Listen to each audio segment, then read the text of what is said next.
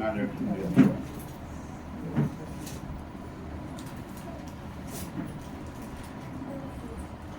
சங்கீதம் 34. தாவீது அபிமெலேக்கு முன்பாக வேஷம் பாடின போது அவனால் துரத்தி விடப்படுகையில் பாடின சங்கீதம். கர்த்தரை நான் எக்காலத்திலும் சொத்தரிப்பேன், அவர் துதி எப்போதும் என் வாயில் இருக்கும்.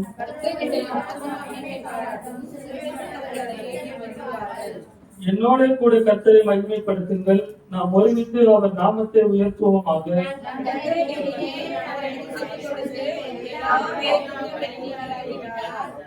அவர்கள் அவர்களை நோக்கி பார்த்து பிரகாசம் அடைந்தார்கள், அவர்கள் முகங்கள் வெட்கப்படவில்லை.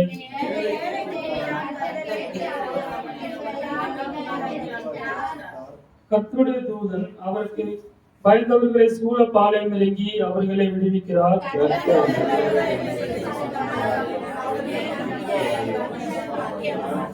கர்த்தருடைய பரிசுத்தவான்களே, அவருக்கு பயந்திருங்கள், அவருக்கு பயந்தவர்களுக்கு குறைவில்லை.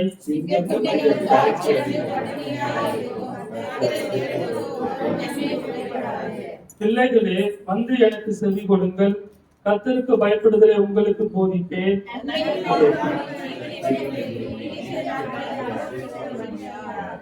உன் நாவை பொல்லாப்புக்கும் உன் உதடுகளை கபட்டு வசனிப்புக்கும் விலக்கி காத்துக்கொள்.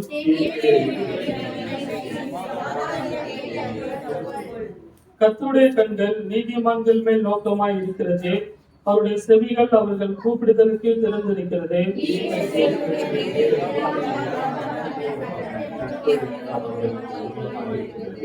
நீதிமான்கள் கூப்பிடும் போது கர்த்தர் கேட்டு அவர்களை அவர்களுடைய எல்லா உபத்திரவங்களுக்கும் நீங்களாக்கி விடுகிறார்.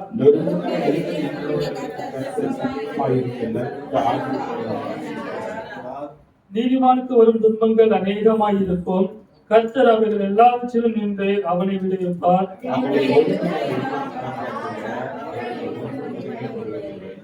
தீமை துன்மார்க்கனை கொள்ளும், நீதிமானை பயக்கிறவர்கள் குற்றவாளிகள் ஆவார்கள்.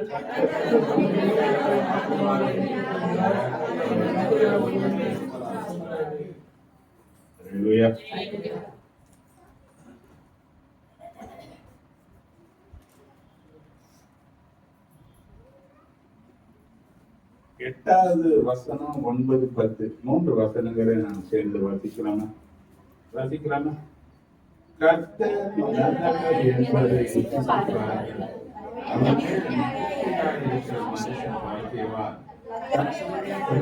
என்பதை அவருக்கு பயந்தவர்களுக்கு குறைவில்லை.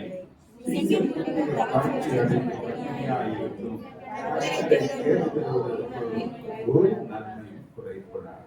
அல்லேலூயா. உட்கார்ந்து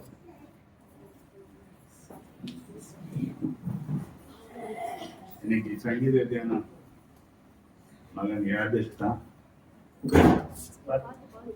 கொண்டு வருகிற வார்த்தையை கலங்களை தட்டி உற்சாகமா நாம வரவேற்போம். உற்சாகமா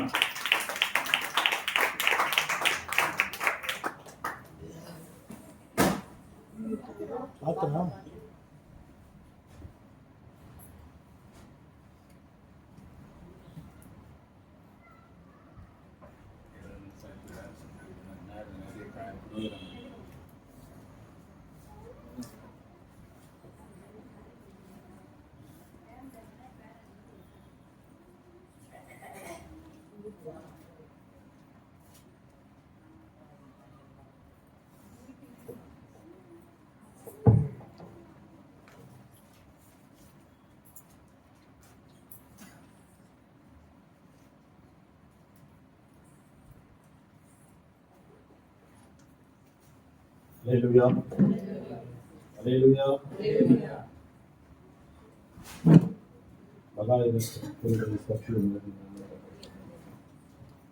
துதிக்கிறோம், சோதரிக்கிறோம், நன்றி செலுத்துகிறோம். ஆண்டவரே, இந்த நன்மையான நாளுக்காக ஸ்தோத்திரம்.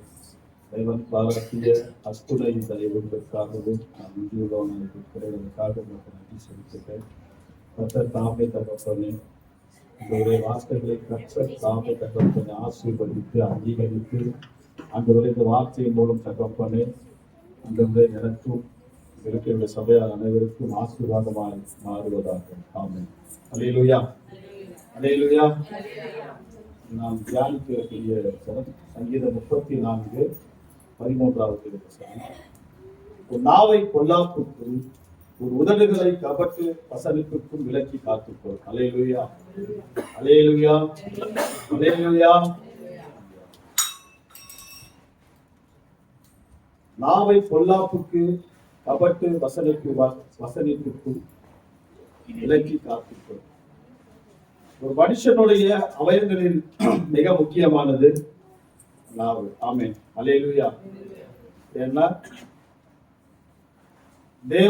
நம்முடைய தேவன் பேசுகிற தெய்வம். ஆமென், அல்லேலூயா. நாமும் பேசுகிற தேவ மனிதர்கள். அல்லேலூயா. ஏன்னா நாம் தேவனுடைய சாயலில் என்ன பண்ணப்பட்டிருக்கிறோம்? உண்டாக்கப்பட்டிருக்கிறோம். தேவனுடைய சாயல்ல நாம் என்ன பண்ணிருக்கோம்? உண்டாக்கப்பட்டிருக்கிறோம். தேவனுடைய சாயல்ல தான் இருக்கிறோமா? அல்லேலூயா. தேவனுடைய சாயலில் படைக்கப்பட்டிருக்கிற நாம் தேவனை போல பேச வேண்டும், தேவனை போல சிந்திக்க வேண்டும், தேவனை போல கீழ்ப்படுத்த வேண்டும், தேவனை போல ஆள வேண்டும் என்பதற்காகத்தான் தேவன் தன்னை போலவே மனிதரை படைத்தார். அல்லேலூயா, அல்லேலூயா. அது மிக முக்கியமானது. ஒவ்வொரு அவயங்களும் மிக முக்கியமானது தான். ஆனா ரொம்ப ரொம்ப முக்கியமானது, மிகுந்த பாதுகாப்பு உடைய ஒரு அவயம் நாவு. ஆமென், அல்லேலூயா, அல்லேலூயா. கிட்டத்தட்ட 32 பல்லுன்னு சொல்லுவாங்க இல்லையா? 32 பல்லு, அதுக்கு ஒரு பாதுகாப்பு. அதற்குள்ள பாத்தீங்கன்னா இருக்கக்கூடிய ஒரு டாகுக்கு ஏராளமான பாதுகாப்புடைய ஒரே அவயம். அல்லேலூயா, ஆமென், அல்லேலூயா. கவனிங்க, அல்லேலூயா, கவனிங்க, அல்லேலூயா, அல்லேலூயா.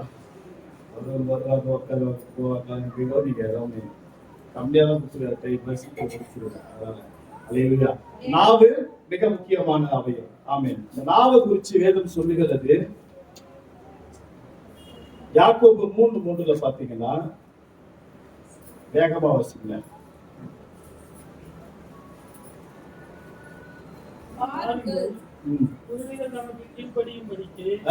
அவர்களின் வாய்களில் கடிவாளம் போட்டு அவர்களுடைய முழு சரீரத்தையும் திருப்பி நடத்துகிறோம். எப்படி குதிரை சரியா நடக்கிறதுக்கு, கீழ்ப்படிகிறதுக்கு, அது நம்முடைய இலக்கை நம்ம அடையறதுக்கு, அதை நம்ம செலுத்துவதற்கு அதுக்கு என்ன பண்ணப்பட்டிருக்குதா? கடிவாளம் போட்டிருக்குதா? அப்படிதான் நம்முடைய சரீரம், நம்முடைய வாழ்க்கை, நம்முடைய எதிர்காலம் இது சரியா போகணும் அப்படின்னா நமக்கு கொடுக்கப்பட்டிருக்கிற மிக முக்கியமான ஒரு கடிவாளம் பாத்தீங்கன்னா நாக்கு தான். ஆமென், அல்லேலூயா. இரண்டாவது பாத்தீங்கன்னா இப்படியா கூட என்ன பண்ணுது? யாக்கோபு 3:4 சொல்லுகிறது. பாருங்கள், மகா பெரியவர்களா இருந்தாலும் கப்பல் எவ்வளவு பெருசு. நீங்க எவ்வளவு போய் கப்பல் பார்த்திருக்கீங்க? கப்பல் படத்துல இல்ல, கிட்ட போய் யாரு பார்த்திருக்கீங்க? பார்த்தது இல்ல. கண்டிப்பா அதை பார்க்கக்கூடிய வாய்ப்பை கர்த்தர் உங்களுக்கு தருவார். கிட்ட போய் பார்க்கணும். மகா பெருசுன்னு சொல்றாங்க இல்லையா? அந்த கப்பலுக்கு முன்னாடி போனோம்னா நம்ம ரொம்ப ஒண்ணுமே ஒரு எறும்பு மாதிரி தெரியும். அல்லேலூயா. அவ்வளோ பெருசு கப்பல். சரிங்களா? நீங்க பார்த்திருப்பீங்களா? நிறைய விடுதிகள் இருக்குது, நிறைய சரக்கு கப்பல் இதெல்லாம் பார்த்திருப்பீங்க. அவ்வளோ மகா பெரிதுமா இருக்கு. சொல்லுங்க.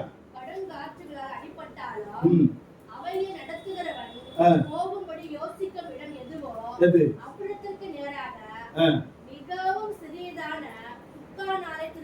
அவ்வளோ பெரிய கப்பல் போக வேண்டிய இலக்குக்கு போக வேண்டும் என்றால் அவன் பயன்படுத்துற ஒரு பொருள் மிகவும் சிறுசுதான். பெரிய கப்பல் தான், ஆனா மிகவும் சிறிய சுக்கான். பார்த்திருக்கீங்களா? நீங்க எங்க பார்த்திருப்பீங்கன்னு சொல்றேன் கேளுங்க. வாழ்க்கையில அந்த ரவுண்டு போட்டு குடும்பமா இருக்குதான் பார்த்திருப்பீங்க. அந்த மாதிரிதான் என்ன பண்ணோம். அப்படி திருப்பதெல்லாம் பார்த்துட்டு அதான் சுத்தம். சின்னதுதான், ஆனா அவ்வளோ பெரிய கப்பல் என்ன பண்ணிடாது, அப்படியே நகர்த்தோம். லெப்டா ரைட்டா, இல்ல ஏதாவது பிரச்சனை இருக்குதான்னு பார்த்து என்ன பண்ணோம்? ரைட். ஆமென், அல்லேலூயா. அதே போல நாவு எதற்கு அடையாளமா சொல்றாங்க? நீங்கள் போக வேண்டிய இடத்துக்கு, இலக்குக்கு, நம்ம போக வேண்டிய இடம் இருக்குது, இலக்கு இருக்குது, நமக்கு ஒரு பிரச்சனை, எல்லாவற்றிலும் விடுதலை பெறுவதற்கு கர்த்தர் நமக்கு கொடுத்திருக்கிற மிகப்பெரிய ஒரு ஆசீர்வாதம் நம்முடைய நாவு. ஆமென். அல்லேலூயா, அல்லேலூயா. அதே போல பாருங்க, நீதிமொழிகள் 18:21 பாருங்க. நீதிமொழிகள் 18:21. மரணமும் ஜீவனும் நாவின் அதிகாரத்தில் இருக்கும். அல்லேலூயா, அல்லேலூயா. வசனத்தை அப்படியே ஒரு பக்கமா என்ன பண்ணிக்கங்க, ஹோல்ட் பண்ணி வச்சுக்கோங்க. இப்போ இந்த நாவினால பாத்தீங்கன்னா என்ன நடக்கும், இது எப்படியாப்பட்ட எவ்வளவு முக்கியத்துவம் வாய்ந்தது அப்படின்றதுக்காக ஒரு சின்ன சின்ன வேலைகளை வச்சு ஒரு கோரிக்கை காட்டணும். இந்த நாவினால நம்ம செய்ய வேண்டிய காரியங்கள் பாத்தீங்கன்னா ஒரு 3 காரியங்கள் நான் சொன்னது. அது ஒரு காரியம் மட்டுமே என்ன பண்ணலாம் பேசுகிறோம். ஆமென். அல்லேலூயா. 3 காரணங்களும் தேவனை ஆராதிக்க பயன்படுத்தக்கூடிய மிக முக்கியமானது இந்த நாவு தான். ஆமென். அல்லேலூயா. தேவனுடைய வல்லமைகளை பேசுவதற்கும் தேவனுடைய ரட்சிப்பை நாம் பெற்றுக்கொள்வதற்கும் நம்ம நாவு தான் தேவை. ஏன்னா நம்ம அறிக்கை செய்யணும். ஆமென். அல்லேலூயா. ஒரு கிறிஸ்தவ வாழ்க்கையில மிக முக்கியமான காரியம் என்ன அப்படின்னு பாத்தீங்கன்னா, நீங்க தேவனை ஆராதிக்கும்படியா தான் கொண்டு வரப்பட்டவங்க, அழைக்கப்பட்டவர்கள் யாருன்னா யாரு அப்படின்னா நாம் எதற்கு அழைக்கப்பட்டோம்னா தேவனை ஆராதிக்கும்படியா அழைக்கப்பட்டோம். ஆமென். அல்லேலூயா. ஊமையால ஆராதிக்க முடியுமா? ரொம்ப இதுவா கேட்டு விட, அவன் மனசாலேயே ஆராதிப்பாலாம் சொல்றது இல்ல. ஆனா மிக முக்கியமானது, நீங்கள் அறிக்கை செய்யும் பொழுதுதான் நீங்க ரட்சிக்கவே பண்றீங்க. அப்போ நாவு மிக முக்கியமான இடத்தை பிடிக்கிறது. ஆமென். அல்லேலூயா. நம் நாவினாலே கர்த்தருக்கு ஒரு பலிபீடத்தை கட்ட வேண்டும். 2வது, நாவினாலே நம்முடைய நாவுல ஒரு அக்கினி எப்பொழுது என்ன பண்ண வேண்டும், இருக்கணும். 3வது, நாவினாலே தேவனுடைய வல்லமையை நாம விளங்க பண்ணணும். ஆமென். அல்லேலூயா. இந்த 3 காரியங்களை பாத்தீங்கன்னா நான் சுருக்கமா பேசி முடிச்சிடுறேன். இது 3 காரியங்கள். நாவினாலே பலிபீடம். ஏசாயா தீர்க்கதரிசி எடுத்துக்கிட்டீங்கன்னா, ஏசாயா ஒரு மிகப்பெரிய தீர்க்கதரிசி தான். பாருங்க, ஏசாயா 6ஆம் அதிகாரம் 6-7 வசனத்தை பாருங்க.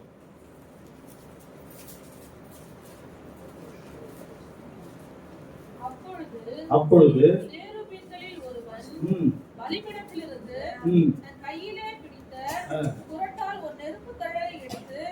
கவனிங்க, என் வாயை தொட்டு இதோ உதடுகளை தொட்டதினால் அக்கிரமம் நீங்கி பாவம் நிவர்த்தியானது என்ற அக்கிரமம் நீங்கி பாவம் நிவர்த்தியானது என்று 2 காரியத்தை என்ன பண்றான் சொல்றான். இதுக்கு முன்னாடி ஒரு வசனம் இருக்குது, ஐயோ நான் அதமானேன் அப்படின்னு தேவதூதர்களை பார்த்த உடனே அல்லேலூயா அக்கிரமம் நீங்குமா, அப்புறம் அக்கிரமம் நீங்கி என் பாவம் நிவர்த்தியானது. அக்கிரமத்துக்கும் பாவத்துக்கும் மிக முக்கியமானது என்னதான், நாவுதான். பேசுற வார்த்தைகள்னால பாவம் உண்டாகும். அல்லேலூயா. எதனால உண்டாகுதான்? பாவம்னா நிறைய பெரிய பெரிய பாவங்களை மட்டும் நினைச்சிடக்கூடாது. நம்ம நாவினாலே செய்யக்கூடிய பாவங்கள் ஏராளமா இருக்குது. வேதம் நமக்கு காண்பிக்கிறது. அதுதான் இவன் சொல்றான், ஒரு தீர்க்கதரிசி இவன் சொல்றான், என்ன சொல்றான், ஐயோ நான் அதமானேன். தேவதூதன் தான் சொல்றான், நெருப்பு தலையில கொண்டு வந்து என்ன பண்றான், நாவில் வச்சு வாயில வச்சதுனால இப்போதைய அக்கிரமம் நீங்கி பாவம் நிவர்த்தி ஆனது என்று சொல்றான். அல்லேலூயா, அல்லேலூயா. அந்த அக்கினி ஒவ்வொருவருடைய வாயிலும் ஒவ்வொருடைய நாவிலும் கொண்டு வரும்படியாகத்தான் இன்றைக்கு இந்த வார்த்தை உங்களை தேடி என்ன பண்ணியிருக்கிறது, வந்திருக்கிறது. உங்களுடைய அக்கிரமும் பாவமும் நீங்கும்படியாக கூட என்ன பண்ணுங்க. கடைசி 2025 கடைசி மாதத்தில் வந்திருக்கிறோம். இதுவரையிலும் நமக்கு இருந்த பிரச்சனைகள், நமக்கு இருந்த சூழல்கள், நமக்கு இருந்த பலவீனங்கள், நமக்கு இருந்த பாவத்தினால் உண்டான சாபங்கள் எல்லாம் கர்த்தர் விடுதலை ஆக்கும்படியாக கூட தேவன் இன்னைக்கு இந்த வார்த்தையை உங்களுக்கு கொண்டு வந்திருக்கிறார். ஆமென். அல்லேலூயா, அல்லேலூயா. உற்சாகமா சொல்லுங்களேன், அல்லேலூயா, அல்லேலூயா. ஆமா, மரணம் ஜீவனம் எதுல இருக்குது, நாவின் அதிகாரத்துல இருக்குது. அல்லேலூயா. இது பாருங்க, அப்படியாதான் வேதம் என்ன பண்ணுது, யாக்கோபு 3:5 நாவானது சிறிய அவயமா இருந்தாலும் பெருமையானவர்களை பேசும், சிறிய நெருப்பு எவ்வளவு பெரிய காற்றை கொளுத்துமோ அதே போல என்ன பண்ணுறது, சின்ன பேச்சு என்ன பண்ணிடும், மொத்த கதையும் முடிச்சு விட்டுரும். அல்லேலூயா. அனுபவம் இருக்குதா உங்களுக்கு, இருக்குதா? அல்லேலூயா. நிறைய இருக்கு. ஹல்லேலூயா. பாருங்க, அப்படியே தான் பாருங்க. நீதிமொழிகள் 16:28 பாருங்க. 27 படிங்க. நீதிமொழிகள் 27 16:27. எலியாவின் மகன் ம் கிண்டி விடுகிறான். ம் எரிகிற அக்கினி போன்றது அவன் உடலில் இருக்கிறது. ஒரு நிமிஷம். அதை நீங்க நிறுத்தி வாசிங்க. எடுத்து வாசிங்கன்னா நிறுத்தி வாசிங்க. எலியாவின் மகன் நீதிமொழிகள் 26 நீதிமொழிகள் 16:27 16:27 கரெக்ட். அந்த வசனம் தான். கிண்டி விடுகிறான். என்ன பண்றானா? கிண்டி விடுகிறான். கிண்டி விடுகிறான். உங்களுக்கு புரியுற மாதிரியே சொல்லணும். என்ன கிளறிக்கிட்டே இருக்கிறான் அப்படின்னு சொல்லுவீங்க. ஞாபகம் இருக்குதா? என்ன பண்றான்? அவன் சும்மா இருக்க மாட்டான். என்ன கிளறிக்கிட்டே இருக்கிறான். இவன் கிண்டி விடுகிறான். அப்புறம் அவன் வாய் அதை எரிகிற அக்கினி போன்றது. அவன் உதடுகளில் இருக்கிறது. உதடுகளில் என்ன இருக்குதா? எரிகிற அக்கினியை போல. யாரு? யாரு? இந்த கிண்டி விடுறவன். நீங்க என்ன பண்ணுவோம்? நம்ம பார்த்துருப்போம். நம்ம வாழ்க்கை நிறைய பேர் நம்ம கடந்துதான் வந்திருப்போம். நம்ம சும்மா இருப்போம். தேவையில்லாம வாயை போட்டு கலருவாங்க. தேவையில்லாத பிரச்சனைகளை பேசுவாங்க. தேவையில்லாததை என்ன பண்ணி திரும்ப நம்ம சொல்லி நம்மளை நோண்டிக்கினே இருப்போம். நம்ம ஆட்டம் அமைதியா போவோம். சோத்திரம். நம்ம இப்பதான் பிரேயருக்கு போயிட்டு வந்துக்கிறோம். நமக்கு அமைதியா இருப்போம்னு பார்ப்போம். ஒரு தடவை 1, 2 தடவை 2, 3ஆவது தடவை சும்மா கிண்டிக்கினே இருக்கிற கிளறி நோக்கானுங்கிற அவ்வளவுதான். நம்மளும் கோதாவில் இறங்கிட வேண்டியதுதான். அல்லேலூயா, அல்லேலூயா. பாருங்க, இப்படிப்பட்ட ஆட்கள் கிட்ட இருந்து நீங்க என்ன பண்ணணும்? விலகி இருக்கணும். லாபம் 2 விஷயத்துல இருக்குது. ஒண்ணு சாபம், ஒண்ணு ஆசீர்வாதம். சாபம் எதனால? ஒண்ணு நம்மளாலே வரும். இன்னொன்னு நமக்கு பக்கத்துல இருக்கிறவங்களே என்ன பண்ணுவாங்க? நம்மளை நோண்டி நம்ம கீழே இறக்கிறதுக்கு உண்டான எல்லா வேலையும் பார்ப்போம். 28 வாசிங்க. மாறுபாடு உள்ளவன் சண்டையை கிளப்பி விடுகிறான். கோல் சொல்லுகிறவன் பிராண சிநேகிதரையும் பிரித்து விடுகிறான். கோல்னா என்ன தெரியுமா? 9 கோல்னு சொல்றது. கோல் சொல்றதுன்னா என்ன? ஒரு இடத்துல இருக்கிறத இங்க கேட்டுக்கின்னு இங்க இருந்து அங்க போய் சொல்றது, அங்க இருக்கிறத கேட்டு அங்க சொல்றது, அங்க இருக்கிறத கேட்டு இங்க வந்து சொல்றது. இப்படி சொல்லி நம்ம இதுதான் கோல் சொல்றது.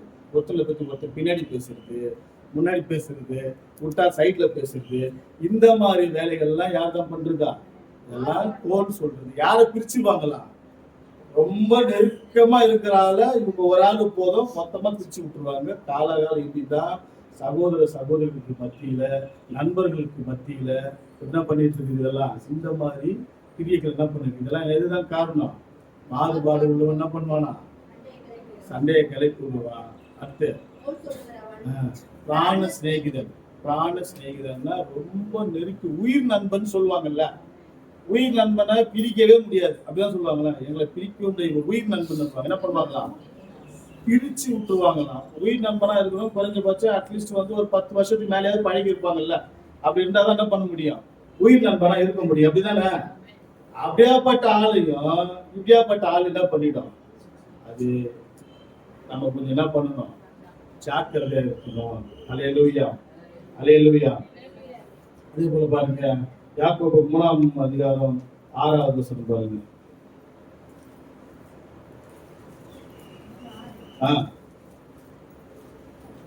நாவும் நெருப்புதான். அது அநீதி நிறைந்த உலகம். அநீதி நிறைந்த உலகம். நம்முடைய அவைகளின் நாவானது முழு சரீரத்தையும் கரைப்படுத்தி ஆயுள் சக்கரத்தை கொளுத்து விடுகிறதாயும் நரக அக்கினியினால் கொளுத்தப்படுகிறதாயும் இருக்கிறது. நீங்க பாருங்க, நாவு நெருப்பு தான். அது அநீதி நிறைந்த உலகம். ஆனா நாவு ஆல்ரெடி நெருப்பு தானே. இவன் எதுக்கு தேவத்துல எதுக்கு நெருப்பு எடுத்து அங்க வச்சான்? அல்லேலூயா. அது பலிபீடத்தில் இருக்கிற அக்கினி, இது நரகத்துல இருக்கிற அக்கினி.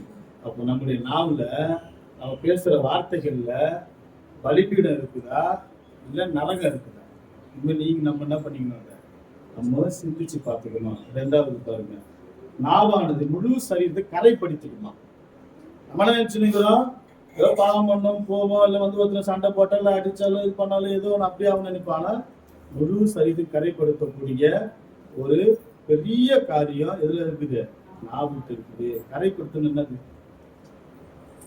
உங்க ஜப வாழ்க்கையை கெடுத்து விட்டுரும், உங்களுடைய ஆவிக்குரிய வாழ்க்கையை கெடுத்து விட்டுரும், உங்க மொத்த கதையும் முடிச்சு விட்டுரும். அல்லேலூயா, அல்லேலூயா. என்ன பண்ணோம்? உங்க மொத்த கதையுமே முடிச்சு விட்டுரும், கரைப்படுத்தி. ஆயுள் சக்கரத்தை கொளுத்து விடுகிறதா? ஆயுள் சக்கரம் கவனிங்க. ஆயுள் சக்கரத்தை என்ன பண்ணலாம்? ஆயுள் சக்கரம்னா என்னது? யாரும் சொன்னது? ஆயுள் சக்கரம்னா உங்க ஆயுசு நாட்கள் அல்பாயுசு. என்ன பண்ணிடா? வருந்துகிறோம், கண்ணீர் சிந்துகிறோம். என்ன பண்ணிடா? உங்க அல்பாயுசுல உங்க கதைய முடிச்சு விட்டுரும். அல்லேலூயா, அல்லேலூயா, அல்லேலூயா. கவனிங்க, அல்லேலூயா. உங்க ஆயுள சீக்கிரமா முடிச்சு விட்டுரும், அல்பாயுசுல போயிடும் சொல்லுது வசனம். அல்லேலூயா. 4வது பாருங்க, நரக அக்கினியில என்ன பண்ணுமா? கொளுத்தப்படுகிறதாயும் இருக்கிறது.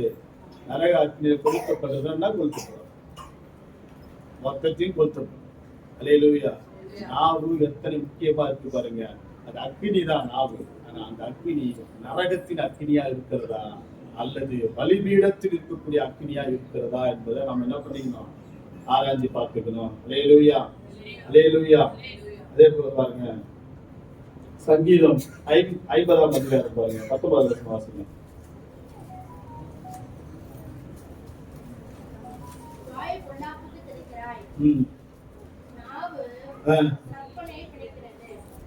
எதுக்கு திறக்கிறோமா? ஆனா எதுக்கு திறக்கணும்? எதுக்கு திறக்கணும்? துதிக்க திறக்கணும், ஆசீர்வதிக்க திறக்கணும், அன்பாய் பேச திறக்கணும். ஆனா எதுக்குதான் திறக்கிறோமா? பொல்லாப்பு. 20 வாசிங்க. நீ உட்கார்ந்து சகோதரனுக்கு விரோதமாய் பேசி, யாருக்கு? சகோதரனுக்கு, சகோதரிக்கு, உன் தாயின் மகனுக்கு அவதூறு உண்டாக்குகிறாய். யாருக்கு விரோதமா பேசுறோமா? நாமெல்லாம் யாரு? எப்படி? நம்ம எல்லாம் ஒரே வயசுல பொருந்தோம். எப்படி? கிறிஸ்துவனால பிறந்தோம். கிறிஸ்து நமக்கு தகப்பனா இருக்கிறதுனால நம்ம எல்லாம் சகோதர சகோதரிகள். ஏதோ சகோதர சகோதரினா கூட போனது மட்டும் இல்ல, எல்லாருக்கும் என்ன பண்றாங்களா? சகோதர சகோதரி என்ன பண்றாங்க? விரோதமாய் பேசுறாங்களா? நாம என்ன பண்ணுது? ஆனா என்ன பேசணும்? நன்மையை பேசணும் இல்ல, நன்மையதான் பேசணும். ஆனா அதே சமயம் பறிஞ்சு பேசணும். ஒரு பிரச்சனை, ஒரு விஷயம் சொன்னாங்கன்னா உடனே போட்டு உக்காந்துன்னு எல்லாம் பண்ணக்கூடாது, பறிஞ்சு பேசணும். எத்தனை பேர் பறிஞ்சு பேசணும்? ஆராய்ச்சி பாருங்க, கவனிங்க. ஆராய்ச்சி பேசுங்க, ஆராய்ச்சி பாருங்க, ஆராய்ச்சி பாருங்க. ஏன் சாபம்? ஏன் ஆசீர்வாதம் இல்ல? ஏன் நம்ம மேன்மை இல்ல? ஏன் நமக்கு கீர்த்தி இல்ல, புகழ்ச்சி இல்ல? ஏன் ஏன் பிரச்சனை? ஏன் பிரச்சனை? ஏன் பிரச்சனை? ஏன் அது எங்க இருக்குது? முதல் மேட்டர் எங்கெல்லாம் இருக்குது? சின்னதா. பெரிய பாவத்துக்கு நான் பெருசா பாவம் பண்ணலையே, சின்ன சின்ன பாவம். யாருக்கு விரோதமா பேசுறோம்? சகோதரன் சகோதரிகளுக்கு விரோதமா பேசணும். நம்ம என்ன பேசணும்? நன்மையா பேசணும், அவளுக்கு பறிஞ்சு பேசணும். அவங்க ஒரு பிரச்சனையை சொன்னா பரவாயில்ல விடு, அவங்களுக்கு கஷ்டமா இருக்கு சூழ்நிலை. எனக்கு ஒரு நாள் ஒரு நம்ம சர்ச்சில் வந்து கேசல்கள் நடப்பாப்போம், நம்ம தேசியக்கா இருந்த காலகட்டத்துல. அப்போ வந்து பாத்தீங்கன்னா நம்ம சபையில இருக்கிற ஒரு 3 சகோதரி என்ன பண்றாங்க, பாஸ்டர் வந்து கொஞ்சம் நெருங்க முடியாது இந்த விஷயத்துல எல்லாம். நெருங்கினாங்கன்னா அவங்களுக்கு கஷ்டம்தான். நெருங்க இந்த விஷயம் எல்லாம் அவர் என்ன பண்ண மாட்டாரு, ஆதரிக்க மாட்டாரு. இதெல்லாம் வந்து பேசின கேட்க மறுத்துட்டு போவாரு. அப்போ என்ன பண்றாங்க, இங்க பச்சனை மாஸ்டர் வீட்டுல அப்போ பிரேயர் நடந்துட்டு இருக்குது. அப்ப என்ன பண்றாங்க, கீழே நின்றுட்டு ஒரு புதன்கிழமை டைம்ல நம்ம சர்ச்சில் இருக்கக்கூடிய 3 சகோதரி என்ன பண்றாங்க, அவங்களை பத்தின ஒரு காரியம் ஒண்ணு சொல்றாங்க. நீங்கள் வந்து அப்போ வீட்டுக்கு கூட்டாங்க. அப்போதான் நம்ம தொடர்ந்த டைம் நம்மளுக்கு. அப்போ வீட்டு விட அப்போ நடந்திருக்குது ஒரு 2-3 மாசம் இருக்கும்னு நினைக்கிறேன் நான். அப்படியே போயிருக்குது. ஒரு 3 சகோதரிகள் இருக்காங்க. அவங்க வந்து நம்ம சொல்றாங்க. சொன்ன உடனே என்ன பண்ணோம், அப்போ வந்து மதியானம் ப்ரேயர் முடிச்சு கீழே நிற்கிறோம், ஃபாஸ்டிங் ப்ரேயர் முடிச்சுட்டு நிற்கும் போது பார்த்தீங்கன்னா வந்து சொல்றாங்க. சொன்ன உடனே நான் என்ன பண்ணேன், அப்படியா சரி பாஸ்டர் கிட்ட சொல்லலாம் இருங்க அப்படின்னு சொல்லிட்டு நான் பண்ணேன். சரி நீங்க எல்லாம் என்ன பண்ணுங்க, ஒரு நாள் பாஸ்டர் கிட்ட சொல்றேன், ஒரு வெள்ளிக்கிழமை டைம்ல நீங்க 3 பேரும் வாங்க, நானும் வரேன் அப்படின்னு. என்ன பாஸ்டர் சொல்லலாமான்னு? இல்லை நம்ம என்ன பண்ணலாம், அவங்க பாஸ்டிங் போட்டு ஜெபிக்கலாம். பாஸ்டர் கிட்ட சொல்லலாமா, நம்ம பாஸ்டிங் போட்டு அவங்களுக்காக ஜெபம் பண்ணலாம் அப்படின்னு. அதோட அந்த சகோதரர் நான் பேசல, அவங்க வரவும் இல்லை, அதோட விட்டாங்க. நம்ம செய்ய வேண்டிய வேலை என்னன்னா, இப்படி ஒரு பிரச்சனை இருக்குது, இப்படி நடந்துக்கிறாங்க, இப்படி ஒரு சூழல் இருக்குது அப்படின்னு சொன்னா பறிஞ்சு பேசுறத விட்டுட்டு அவங்கள பத்தி என்ன பண்றது, பின்னாடி புறம் கூடக்கூடிய வேலைகளை செய்யறாங்க. ஆனா நம்ம என்ன சகோதரனுக்கு விரோதமா நீங்க என்ன பண்ணது, இதெல்லாம் ஒரு பாவம். நீங்க என்ன பண்ணக்கூடாது, பறிஞ்சு பேசணும். ஒருத்தர் விட்டு கொடுக்காம நம்ம என்ன பண்ணணும், நம்ம நடந்துக்கணும் தான். அல்லேலூயா, ஆமென். அதே மாதிரி பாருங்க, லாஸ்டா ஒண்ணு சொல்லி முடிக்கிறேன். நீங்க இந்த நாவு எப்பேற்பட்ட காரியன்றத பாருங்க. நீங்க ஆதியாகமம் 25ஆம் அதிகாரத்தை பாருங்க. ஆதியாகமம் 25:32.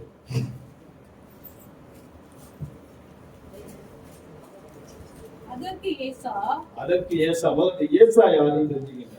யாக்கோபுடைய அண்ணன். Very good. யாருடைய மகன்? யாருடைய மகன்? ஈசாக்கினுடைய மகன். எப்படி ஆபிரகாமுக்கு ஈசாக்கு வாக்குத்தத்தம் பண்ணப்பட்ட மகனும், அதே மாதிரி வாக்குத்தத்தம் பண்ணப்பட்ட மகன் யாக்கோபு தான். இருந்தாலும் தலைப்புள்ள கத்தருக்குரியது, தலைப்புள்ள மேலதான் ஆசீர்வாதம் என்ன பண்ணணும், உட்காரணும். பாருங்க, அப்பேற்பட்ட ஈசாக்கு உடைய புள்ளதான் ஏசா. ஆசி மட்டும். அதற்கு ஏசா, இதோ நான் சாக போகிறேனே, இந்த சிரேஷ்ட புத்திர பாகம் எனக்கு என்னத்துக்கு என்றான். என்ன சிரேஷ்ட புத்திரம் உங்களுக்கு தெரிஞ்சிருக்கும். சிரேஷ்ட புத்திரம் தெரியல. சிரேஷ்ட புத்திர பாகம் தெரியுமா? தெரியும். சிரேஷ்ட புத்திர பாகம்னா என்ன?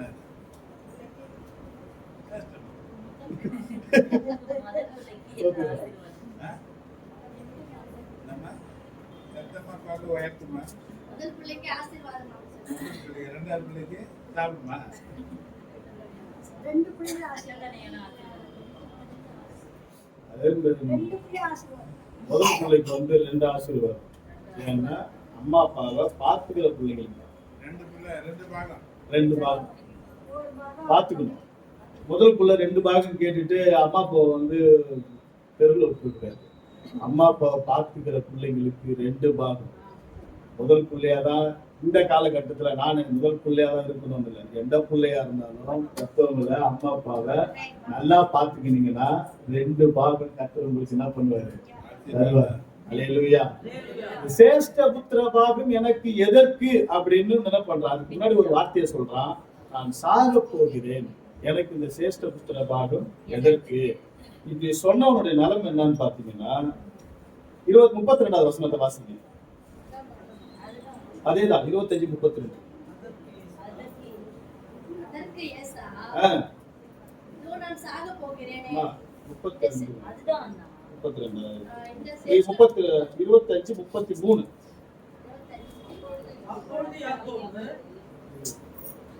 இன்று எனக்கு ஆணை கொடு. 27ஆம் அதிகாரம் 34. சாரி, மனுஷன் ஆதியாகமம் 27:34. வார்த்தைகளை கேட்டவுடனே மிகவும் மனம் கசந்து உரத்த சத்தமிட்டு அலறி தன் தகப்பனை நோக்கி, என் தகப்பனே, என்னையும் ஆசீர்வதியும் என்றான். என்ன சொல்றாரு இப்போ? அப்படியே அடுத்த வசனம் வாசிங்க. அதற்கு அவன், சகோதரன் தந்திரமாய் வந்து என்னுடைய ஆசீர்வாதத்தை பெற்றுக்கொண்டான் என்றான். அப்படியே வாசிங்க, அடுத்த வாசிங்க. அப்பொழுது அவன் பெயர் யாக்கோபு எனப்படுவது சரியல்லவா? இதனுடனே 2 தரம் எனக்கு ஒரு ஆசீர்வாதத்தையும் வைக்கவில்லையா என்று அவன் அங்கலாய்ப்பான். ஆமா, ஏசா தன் தகப்பனுடைய வார்த்தைகளை கேட்டவுடனே மிகவும் மனம் கசந்து உரத்த சத்தமிட்டு அலறி தன் தகப்பனை நோக்கி, என் தகப்பனே, என்னை ஆசீர்வதியும் என்றான். முன்னாடி சொல்றான், ஆசீர்வாதத்தை வித்து போட்டான். இப்ப என்ன பண்றானா, அலறி அழுது மறுபடியும் கேட்கிறான். ஆனா கிடைச்சதா? கிடைச்சதா? கடைசி வரைக்கும் கிடைக்கவே இல்லை. இந்த வம்சம் எங்க எது வரைக்கும் போகுது அப்படின்னா, ஏரோது ராஜா இருக்காரு இல்லையா, ஏதோமின் வரைக்கும். இது வரைக்கும் போது ஏரோது ராஜாவிற்கு இவருடைய வம்சம் தான் சொல்றாங்க. ஏதோமின் வரைக்கும் என்ன பண்ணுது, அது வரைக்கும் போகுது இவருடைய வம்சம். கடைசி வரைக்கும் கர்த்தருடைய சாபத்தை தான் இவன் என்ன பண்ணிருந்தாங்க. அல்லேலூயா. ஒரே ஒரு வார்த்தை தான், நான் சாவு போறேன். எனக்கு என்னத்துக்கு?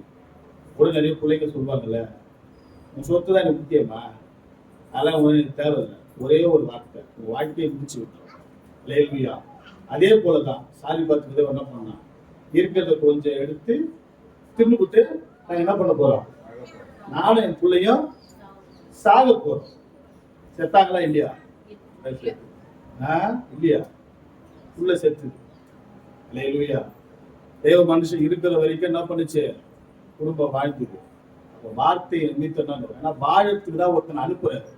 வாழத்துக்கு தான் அவரோட வாயில வார்த்தையை போட்டு, தேவ மனுஷனோட வாயில வார்த்தையை போட்டு அனுப்புறாரு, நீ வாழ்வ அப்படின்னு. ஆனா அந்த அம்மா வந்து நின்ன ஒண்ணு என்ன சொல்லுது, நான் எனக்கு கொஞ்சம் தான் இருந்தது, நாங்க சாவ போறோம். நடந்துதானா? நடந்து. நம்முடைய வாயு வார்த்தைக்கு மிக ஜாக்கிரதையாக என்ன பண்ணணும், செயல்படணும். அல்லேலூயா. அல்லேலூயா. இந்த நாவை ஒரு மனிதனால என்ன பண்ண முடியாது, கண்ட்ரோல் பண்ண முடியாது. யாரு கண்ட்ரோல் பண்ண முடியும்? பரிசுத்த ஆவியானவர். நீங்க அபிஷேகத்தின் மேல் வாஞ்சைகளோட என்ன பண்ணணும், இருக்கணும். அது ஒரு வசனம் எடுத்து வச்சுக்கிறேன் கழிச்சு. அதனால இந்த நாவை கட்டுப்படுத்தக்கூடிய மகாபிரிய வல்லமை நிறைந்த ஒருவர் யாருன்னா பரிசுத்த ஆவியானவர் தான். ஆமென். அல்லேலூயா. பரிசுத்த ஆவியானவர் தான் எல்லாவற்றையும் என்ன பண்ணாரு, உண்டாக்குனாரு. வெளிச்சம் உண்டாச்சு, ஆசீர்வாதம் இருந்தது, பூமி நிறைந்தது. அப்படி நம்முடைய வாழ்க்கையில் கூடிய எல்லா சாபமான காரியங்கள், சாபம் தலைமுறை தலைமுறைக்கும் வரும். ஆனால் அவருடைய முழுமுடி, அவருடைய சிலுவை மரத்தில் தூக்கப்பட்ட எவனும் சபிக்கப்பட்ட மொத்த சாபத்தின் தேவன் என்ன பண்ணாரு, வாங்கி கொண்டார், ஏற்றுக்கொண்டாரு. சாபத்தை வாங்கி கொள்ளவே ஏற்றுக்கொள்ள ஒருத்தர் பிறந்தார். அதுதான் 25ஆம் தேதி அப்படின்னு சொல்றாங்க இல்லையா? 25ஆம் தேதி தான் கிறிஸ்துமஸ். கிறிஸ்துமஸ் என்ன பண்ணாரு, அவர் பிறப்பு இல்ல, நம்முடைய பிறப்புக்காக, நம்முடைய மறுபிறப்புக்காக, நம்முடைய பரலோக வாழ்க்கைக்காக என்ன பண்ணார், அவர் பிறந்தார். பிறக்கும் பொழுதே சாகும்படியாக, நான் சாகத்தான் நினைச்சு ஒருத்தர் பிறந்தார். அவர் தான் நம்முடைய சாபத்தை எல்லாம் மிக வசனம் சொல்லுகிறது. கடைசி வெளிப்படுத்தல இனி ஒரு சாபமும் இராது அப்படின்னு. இந்த வார்த்தையை கேட்டுக்கொண்டிருக்கிற நீங்க, இனி உங்களுடைய வாழ்க்கையில இனி ஒரு சாபம் இராது என்கிற சிலுவையில் தூக்கப்பட்ட கிறிஸ்துவை விசுவாசிக்கும் பொழுது அது உங்களுக்கு உண்டாக்கும். கர்த்தர்களை ஆசீர்வதித்து காக்க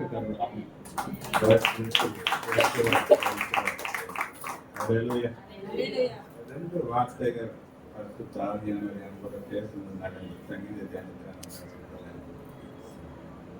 சங்கீதம் 34, 12, 13 வசனத்தை நம்ம வாசிப்போம். உண்மையை காணும்படி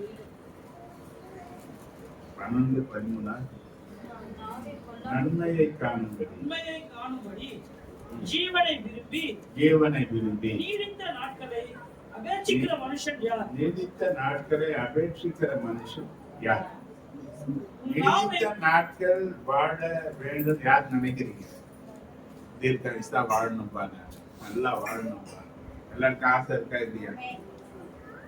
சங்கீதக்காரன் தாவீது ஒரு காரியத்தை சொன்னான். 14ஆம் வசனம் தான், நாவை பொல்லாப்புக்கும் உதடுகளை கபட்டு வசனிப்புக்கும் விலக்கி காத்துக்கொள். வசனிப்பு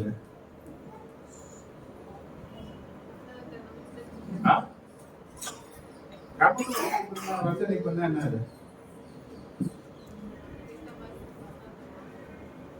தெரிஞ்ச நான் ஏன் சொல்லணும்னு உள்ள ஒண்ணு வச்சுக்கிட்டு வேண்டி ஒண்ணு பேசுறது. எத்தனை பேர் அப்படி இருக்கிறீங்க? அப்படி இருந்தீங்கன்னா வாட மாட்டீங்க. எப்படி இருக்காதீங்க. வசனத்தை அவர் பேசினாரு. நீதிமொழிகள் 16ஆம் அதிகாரம் 27, 28.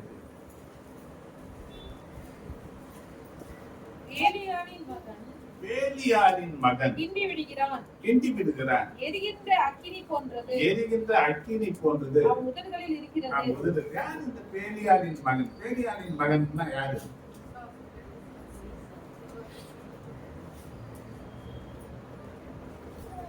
நிறைய இடத்துல இருக்கு இந்த வேலியாளின் மகன் அப்படின்னா யாரு?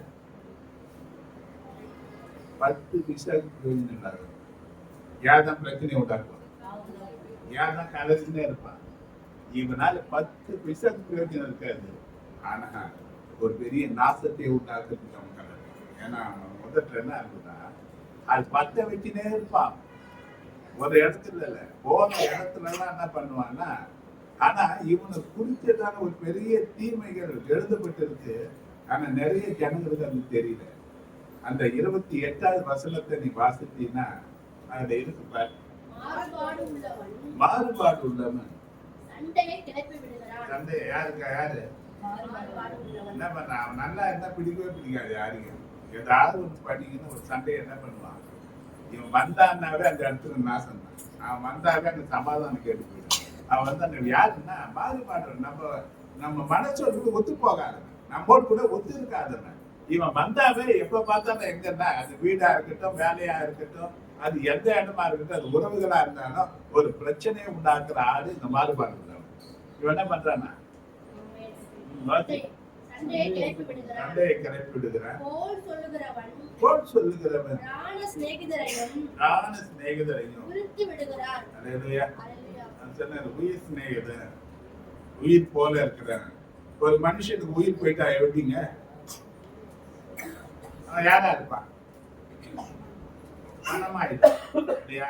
நிறைய உறவை எப்படியா மாத்திடுறாங்க, செத்து போனது. 2வது கவனிங்க, கோல் சொல்றவனுக்கு வைக்கிற தண்டனை என்னன்றது உன்னை காட்டிது. லேவியராகமம் 16வது அதிகாரம் 19வது வசனத்தை நீ வாசிக்க. இது தெரிஞ்சதுன்னா நீ நிச்சயமா செய்வே மாட்டேன், யாரையும் சிந்துபிடிக்க மாட்டேன், யார் குடும்பத்திலையும் போய் பத்த வைக்க மாட்டேன். 16:19. 16:19.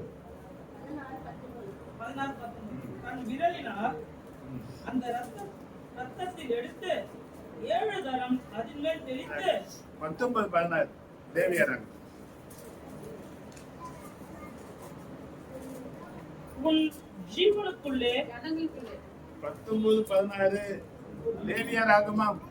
ஜனங்களுக்குள்ளே உன் ஜனங்களுக்குள்ளே அங்கும் அங்கும் இங்கும் கோல் சொல்லி திரியாயாக பிறனுடைய இரத்தப்பலிக்கு பிறனுடைய இரத்த பழிக்கு உட்பட வேண்டாம். உட்பட வேண்டாம். கவனிங்க, கோல் சொல்றவன் மேல வரக்கூடிய சாபம் என்னன்னு பார்த்தீங்கன்னா ரத்த பழி. ரத்த பழியை கத்த கேட்கிறேன். அது ஒரு உயிரியே கொன்னதுக்கு அடையாளமான ஒரு பாவமாக கத்துறதை பார்க்கிறேன். பிரிக்கக்கூடாது, உடம்பேசின்னு தெரியக்கூடாது. 2வது இந்த நாவு வந்து உருவாக்கக்கூடிய வல்லமை. நம்ம பார்த்த நீதிமொழிகள் 18:21 நீங்க பார்த்தீங்கன்னா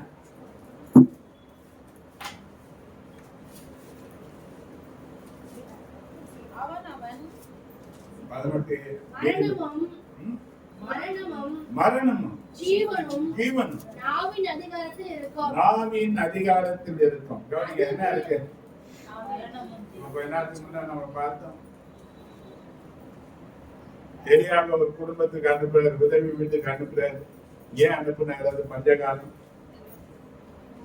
3 வருஷம் மழையே கிடையாது, ராஜாவினுடைய குதிரைக்கு புல்லு கிடையாது, ரொம்ப வறட்சியான ஒரு காலம். காக்காவை கொண்டு போஷித்த ஆண்டவர் அந்த நதி வட்டி போன பிறகு இப்ப ஒரு விதை வீட்டுக்கு அனுப்புறாரு. அவன் சொல்றான், 2 அப்பதான் ரொட்டி தான் செய்ய முடியும், கொஞ்சம் விறகு நான் கொடுக்குறேன், இது சாப்பிட்டா வேற ஒண்ணும் இல்லை, நாங்க சாக போறோம். என்ன இருக்க சொல்றேன், பேச்சுக்கு கூட சாவை பற்றி பேசாது. சாவை நீ விரும்பினா அது உங்களுக்கு வரும். வேதம் என்ன சொல்லுது? ஒரு நாள் வரும், அது வரை நான் வாழ்ந்தாக வேண்டும். அது வரை நம்ம என்ன பண்ணணும்னா, ஆண்டவர் சொல்றாரு, நீங்க யோபு 14:5 நீங்க பாத்தீங்கன்னா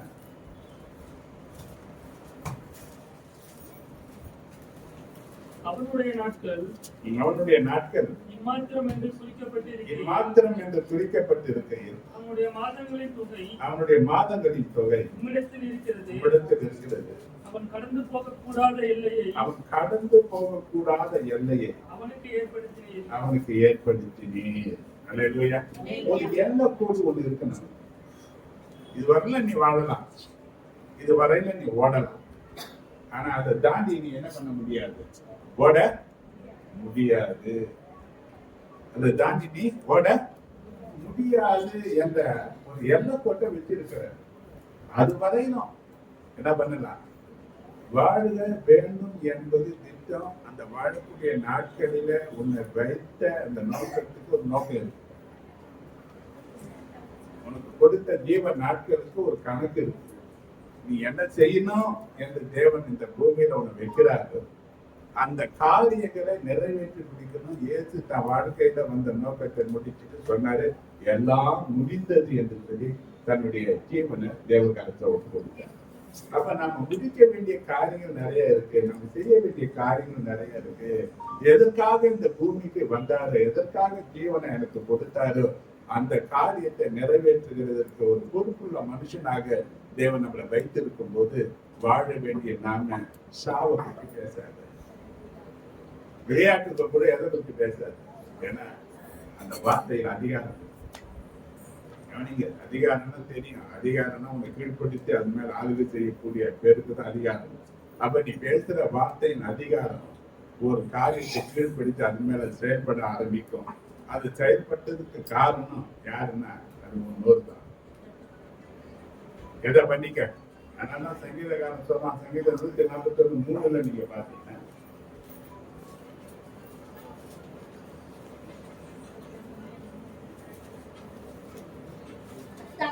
கர்த்தாவே வாய்க்கு காவல் வையும், வாய்க்கு காவல் வையும், என் வாய்க்கு காவல் வையும், காவல் வையும், என் உதடுகளின் வாசலை காத்துக்கொள்ளும். ஏன்னா அத்தனை அக்குரமும் நரக பாதாளங்களுக்கு போகக்கூடிய வழியை திறக்கிறது எதுன்னு பார்த்தீங்கன்னா இதுதான். ஏன்னா ஆண்டவர் சொன்னார், யாக்கோபு இது அடங்காதது, இது எத்தனை எத்தனை அடி வாங்கினாலும் அது பேசிட்டார். நான் அடங்காத சில இடத்துல சண்டை பாருங்க, அடி வாங்கிட்டு ரத்தம் ஊத்துனாலும் பேசினே தான் இருப்பேன். ஏன்னா எது அடங்காதான், இது அடக்கதான் ஒருத்தர் இருக்கிற பரிசுத்த ஆவியானவர் அவர் நாவல வந்து இறங்கினா அது அடங்கும். கொடுத்த சங்கீத தியானத்துக்காக நன்றியோடு ஆண்டவரை ஸ்தோத்திரம் பண்ணுவோம். நல்ல வார்த்தைகளுக்காக நன்றியோடு ஸ்தோத்திரம் பண்ணுவோம். கடைசி நாட்கள்ல போய்கொண்டிருக்கும் வருஷத்துல இது ஒரு சுத்திகரிப்பின் அனுபவத்துக்கு நேராக நடத்தக்கூடிய ஒரு செய்தி. நிறைய பிரச்சனைகளுக்கு நாம பேசின வார்த்தைகள் தான் ஒரு காரணம். பேசக்கூடாதுதானே பேசினது. நம்ம என்ன பண்றோம், ஒரு காரியத்தை நீங்க கவனிக்கணும். சங்கீதம் 27:13 நீங்க வாசித்து பாருங்க. அது அழக வசனம். நீங்க வேதத்தை வாசிச்சீங்கன்னா நிறைய காரியத்தை நாம தெரிஞ்சுக்கணும். நானும் ஜீவனுள்ளோர் தேசத்திலே கர்த்தருடைய நன்மையை காண்பேன் என்று விசுவாசியாதிருந்த நிறைய பேர் ஏன் கெட்டு போனாங்க, நிறைய பேர் ஏன் காலத்துக்குள்ள செத்து போனாங்க. என்ன காரணம் நினைக்கிறீங்க? பிரச்சனை என்ன? எல்லாருக்கும் தான் பிரச்சனை. யாருக்கு தான் பிரச்சனை? ஆண்டவர் சொல்லும்போது சொன்னாரு, என்ன ஏத்துக்குன்னா ஒரு பிரச்சனையோ இருக்காது அப்படின்னு சொன்னாரு. உபத்திரம் அந்த உலகத்துல வாழ 100 வயசானா உபத்திரம் இருக்கு. எத்தனை வயசானா? ஐயோ 100 வயசு ஆச்சு, பரிதாபப்படாது உபத்திரம். 100 வயசு வந்தாலும் உபத்திரம் இருக்கு. ஆனா உபத்திரவங்களை ஜெயித்த இயேசு நம்ம கூட இருக்கும்போது அவனை நிச்சயமா ஜெயிக்கணும்னு சொன்னாரு. தவிர உபத்திரமே உனக்கு வராது, பிரச்சனையே உனக்கு வராது அப்படியெல்லாம் ஆண்டவரை நீங்க சொன்னது எல்லாம் உண்டு. உபத்திரத்துல எல்லாம் இருக்கு. ஆனா அது மேல ஜெயம் கொள்ளுகிறது இருக்கு. ஜெயத்தின் தேவனாகி இயேசு நம்ம கூட இருக்கிறாரு. ஜெயம் என்பது ஏதோ ஒண்ணு அல்ல, இயேசு தான் ஜெயம். ஜெயபலமா ஜெயம் யாருங்க? அவர் ஒரு நபர், அவர் பெயர் தான் இயேசு. அவர் யாரு கூட இருக்கிறார்? நமக்குள்ள இருக்கிறார். அவருக்குள்ள வச்சுதே நம்ம ஜெயம் பண்ணணும். எல்லாவற்றையும் நம்ம என்ன பண்ணுவோம்? ஜெயம் கொள்வோம். பேசுற வார்த்தைகளை ஜாக்கிரதையா நிதானிப்போம். ஏன்னா அதிகமான பேச்சு தரித்திரத்தையும் வறுமையும் கொண்டு வரும். பேச்சை நிறுத்தும், செயல்ல காட்டுவோம், பெரிய காரியங்களை சாதிப்போம். கர்த்தர் நம்மை ஆசீர்வதிப்பாராக. சாட்சியின் நேரம். கர்த்தர் எனக்கு நன்மை செய்தார் என்று சொல்லக்கூடிய ஆட்கள் இருப்பாங்க. ஆண்டவரை மகிழ்ச்சித்த ஒரு சின்ன சந்தர்ப்பம். நேரங்கள் குறைவா இருக்கு. டக்கு டக்கு டக்கு டக்குன்னு வரணும். கதை அழைக்கக்கூடாது, நேரம் இருக்கக்கூடாது.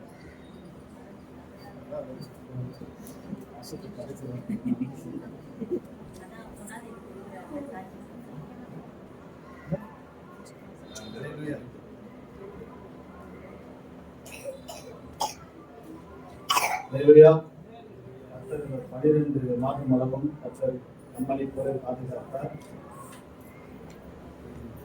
வருடக்கூடிய கடைசி காலத்தில் வந்திருக்கிறோம். கர்த்தர் பாராட்டின எல்லா தெய்வங்களுக்காகவும் சோற்றுறோம். அப்படியே நடப்போம்னு நினைச்ச எல்லா காரியங்களும் கர்த்தர் கடத்த தெய்வம் உதவி செய்தார். கர்த்தர் என்னோடு கூட இருந்தார். கர்த்தர் போற்றி வைத்து கர்த்தர் பாதுகாத்தார். இந்த வருஷத்துல 2-3 தடவை ஆக்சிடென்ட் ஆகிருக்க வேண்டிய சூழல். இப்படி ஏராளமான நிகழ்ச்சி சொல்லிக்கிட்டே போகலாம். அதான் மனம் இருக்குது. அல்லேலூயா. அதனால இந்த சுத்தம் கர்த்தர் பாராட்டின எல்லா தயவுக்காகவும் நாங்கள் நன்றி சொல்லுகிறோம். நன்றி கூறலாம் இருக்கிறோம். ஆமென்.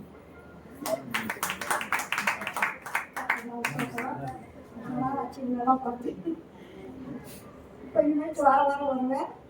நான் கடவுள் திருப்பியாக இந்த 12 மாதம் இல்லை கண்மணி போக காத்து வந்தேன். இந்த வருஷம் வந்து என்ன செய்யுது, பிள்ளைங்களை எல்லாம் கல்யாணம் பண்ணி பார்ப்பாங்க, பிள்ளைங்களை டெலிவரி பார்ப்பாங்க, பிள்ளைங்களோட எல்லா காரியத்தையும் ஆண்டவர் செய்வார். பிள்ளைங்களுக்கு எனக்கு 3 பிள்ளைங்க கொடுத்தாரு கடவுள். 3 பிள்ளைங்க சின்னதாக இருக்கும்போதே காசு இருக்கிறாங்க. அதில் என் பிள்ளைங்க ஆசீர்வாதமாக 3 பிள்ளைகளுக்கு திருமணம் பண்ணி 3 பேரும் ஆசீர்வாதமாக இருக்குது. எந்த ஒரு குறைவான கடவுள் எங்களை நடத்துகிறாரு. அதே மாதிரி நான் அதோட பிள்ளைங்களுக்கும் பிள்ளைங்க கடவுள் கிருபையா 3 பிள்ளைங்களை இன்ஜினியர் படிக்க வைக்க கடவுள் கிடைச்சிருக்காரு. வீட்டிலேயே படித்தாங்க. ஏதோ நாங்கள் ஒரு லோனும் ஒரு பேங்க்கும் என் பிள்ளைங்களுக்கு கல்யாணம் பண்ணக்கூட என் பிள்ளைங்களை படிக்கிறதுக்கோ எந்த லோனு பேங்க்கு எந்த கடன்காரன் எந்த வட்டிக்காரன் எதுவும் இல்லாமல் என் பிள்ளைங்களை ஜபத்திலே வேலை பண்ணேன். அதே மாதிரி என் பேர பிள்ளைங்களும் 3 பிள்ளைங்களும் எந்த தண்டக்காரன் வட்டிக்காரன் எவனும் வந்து நான் இது பண்ணேன். நேரடியே வச்சு படிக்க வச்சேன். 3 பிள்ளைங்களும் இன்ஜினியர் படிக்க வச்சேன். 3 பேர பிள்ளைங்களை கடவுள் திருப்பியா என் பெரிய பொண்ணோட குடும்பம் ஆசீர்வாதமாக வைத்தார். ரொம்ப கஷ்டத்தில் மத்தியிலும் தூய்மை மத்தியிலும் அவள் வாழ்க்கை ஓடுறது. ஆனாலும் அவள் வந்து கடவுளுக்குள்ளேயே ஓடுவான். ஸ்கூலில் விட்டுட்டு கூட கடவுள்களை போவாள். ஆனால் அவள் குடும்பத்தையும் ஆண்டவர் ஆசீர்வதிச்சு இந்த வருஷம் ஒரு நன்மையான காரியத்தை கொடுத்தார். பெரிய பேத்திக்கு கல்யாணம் பண்ணேன். பெரிய பேரை பள்ளி பேரில் கூப்பிட்டு வந்து வச்சு உட்கார வச்சுக்கிறேன். அதான் என் பெண்ணு கூட மரும சின்ன பேத்தியோ பெரிய பேத்தியோட மரும ஏஞ்சி நிற்பான். எல்லாரும் பார்ப்பாங்க சபையில் இருக்கிறவங்க. இதுதான் எங்கள் பேத்தியோட வீட்டுக்காரு. எனக்கு திரும்பியாக கொடுத்தாரு 3 அதான் பெரிய ஒரே ஒரு பிள்ளை. ஆனால் அவங்க அம்மா அப்பா இல்லை இறந்துட்டாரு. ஆனால் 3 ஒரே ஒரு பிள்ளை. ஆனால் வந்து என் பேத்தியை எந்த வரதட்சணையும் எதுவுமே என்கிட்ட கேட்கல. ஆனால் எல்லாமே அவரே பண்ணி கல்யாணம் பண்ணினாரு. ஆனால் அவ்வளோ ஒரு ஆசீர்வாதம் எனக்கு. நான் எல்லாமே கொடுத்தோம் இருந்தாலும் என்கிட்ட வார்த்தையாக கேட்கவும் இல்லை. என் மறு 30 முடியல. நான் என்கிட்ட வந்து இது கொடுங்க அது கொடுங்க இது பண்ணுங்க எதுவுமே கேட்டதில்லை. இது வைக்கல நான் தான் அவருக்கு வைப்பேன். அப்பா ட்ரெஸ் வாங்கிப்பா அப்பா இது பண்ணு வானப்பாட்டி வானப்பாட்டி வானப்பாட்டி தான் சொல்லுவார். ஆனால் ஆண்டவர் எனக்கு அது ஒரு கேட்க மாட்டேங்க. ஆசீர்வாதமா என் 2 மரமும் எனக்கு ஆசீர்வாதம் கொடுத்தாரு. பெருமரமும்னா பேர மரமும்னா ஆசீர்வாதம் கொடுத்தாரு. என் பெரிய பேத்தி என் என் பிள்ளைங்க எல்லாம் வெளிநாட்டில் நல்லா படித்து நல்லா முன்னேறினாங்க. இப்போ ஒரு கார் புக் பண்ணியிருக்கேன். வாரம் வாரம் வரத்துக்கு எனக்கு நான் ஜெபம் பண்ண ஆசர் சர்ச்சுக்கு போக முடியல, எனக்கு வர முடியல. அங்கேருந்து வெளியில் வரத்துக்கு ஒரு அதாவது உள்ளேருந்து வரத்துக்கு 2 வண்டி ஆகுது. வர முடியல ஆண்டவரே. நான் சர்ச்சுக்கு போய் சேரணும், அவங்க போகணும் ஆண்டவரே, முடிவு செய்யணும் ஆண்டவரே அங்கே அப்படின்னு கேட்டேன்.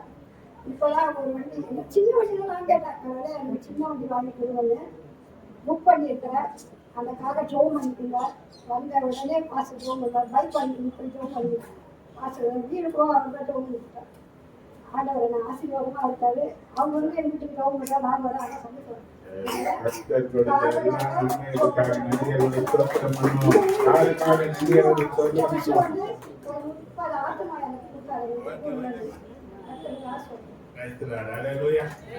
கொடுத்த எல்லா நன்மைகளுக்காக ஆண்டவரை நன்றியோட ஸ்தோத்திரம் பண்ணுவோம். காலுக்காக நன்றியோட ஸ்தோத்திரம் பண்ணுவோம். ஸ்தோத்திரம். ஆண்டின் துவக்கம் முதல் இறுதி மாதம் இந்த நாள் வரையும் தேவன் எங்களை அற்புதமாகவும் ஆசீர்வாதமாகவும் வழிநடத்தி வருகிறாரு. கர்த்தருக்கு பிராணப்பொடி ஸ்தோத்திரம். கடந்த வாரத்துல நான் குழந்தைங்க ஸ்கூல்ல விட போனேன். ஸ்கூலுக்கு கூப்பிட்டு வர போனேன். 2 பேரையும் கூப்பிட்டேன். ஒருத்தன் வந்து விளையாட போயிட்டான். இன்னொருத்த வந்து என் கூட இருந்தா ஃபீஸ் கட்டணும்ட்டு நான் ஃபீஸ் கட்டிட்டு கையெல்லாம் பிடிச்சிருந்தா எப்படி திடீர்னு வெளில போயிட்டா, வெளில ஓடினா கார் இந்த சைடு வந்தது. நான் அப்படியே இதுவான்னு சொல்லிட்டு பிடிச்சிட்டேன். காலுக்கு இருக்க ஒரு இன்ச்சு தான், ரொம்ப பயந்துட்டேன். ஆனாலும் தேவன் ஒரு காயமும் இல்லாம மிராக்கிள் மாதிரியே ஒரு அற்புதத்தை அந்த தேவன் நிகழ்த்தினாரு. அந்த போகையும் வரைகளையும் அவங்க டெய்லியும் ஜெபிச்சுட்டு தான் போவாங்க. அந்த ஆசீர்வாதம் தேவன் அவங்க கூடவே தேவ தூதர்களை கொண்டு அவங்களை பாதுகாக்கிறாரு. அதுக்காக கூடான கொடி ஸ்தோத்திரம்.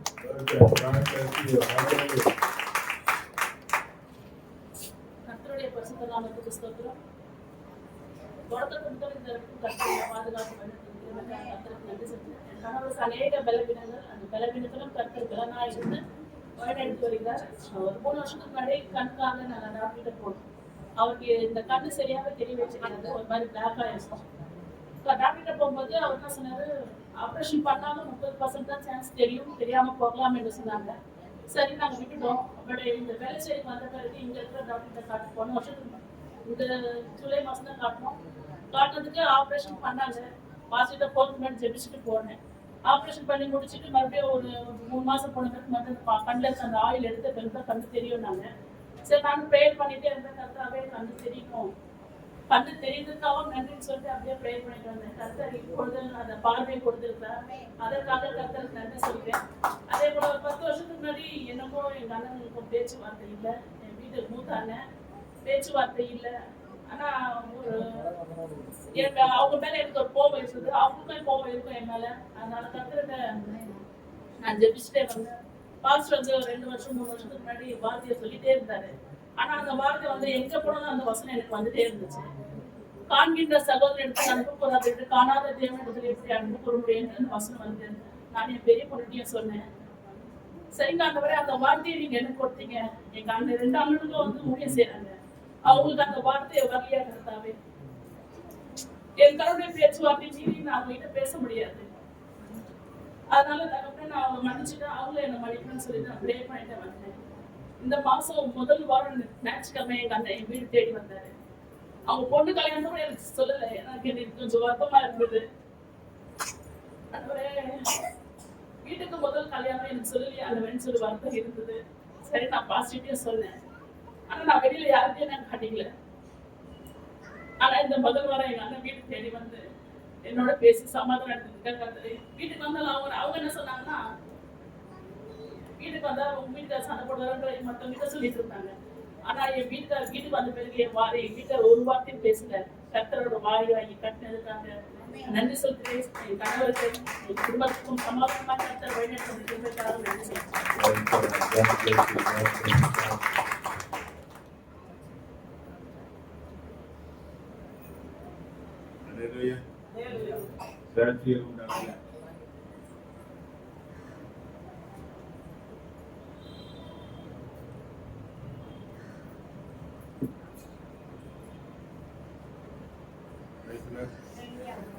நிறைய நேரம் சாட்சி இருக்க தரும 1ஆம் தேதி அது நிறைய பேசலாம்.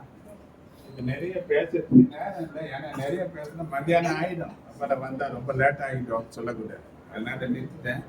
கர்த்தர் ஆசீர்வதிப்பாரு. அல்லேலூயா, அல்லேலூயா. கர்த்தர் நல்லவர், கிருபை என்றும் உள்ளது. சொன்னீங்க, நான் அடிக்கடி சொல்ற சாட்சி தான். நான் நிற்பதும் நிர்மூலமாகாமல் இருக்கிறது கர்த்தரே. எனக்கு தெரியும் உங்களுக்கு எனக்கு இருந்த பலவீனங்கள் ஒவ்வொரு நாளும் நான் கடந்து போகிற பாதைகள் எல்லாம் பார்த்தீங்கன்னா நான் அல்ல இன்னைக்கு அத்தனை பலவீனத்திலையும் ஒரு ஊழியத்தையும் தடைபடாதபடிக்கு கர்த்தர் நடத்தின்னு வராது. கோயில் வந்து நிற்கிறோம், பலவீனம் ஒரு பக்கம் இருந்தாலும் கடனா தேவன் இருந்து நடத்தினார் என்பதற்கு இன்னைக்கு நான் சாட்சியா இருக்கிறேன். கர்த்தர் ஆசீர்வதிப்பார். அல்லேலூயா. என் மனைவி எல்லா நிலையிலும் துணையா கர்த்தர் கூடவே இருந்து நடத்திட்டு இருக்காங்க. அவங்களுக்காக நான் ஆண்டவருக்கு நன்றி சொல்றேன். கர்த்தர் ஆசீர்வதிப்பார். என்னுடைய வார்த்தைக்குள்ள போலாமா?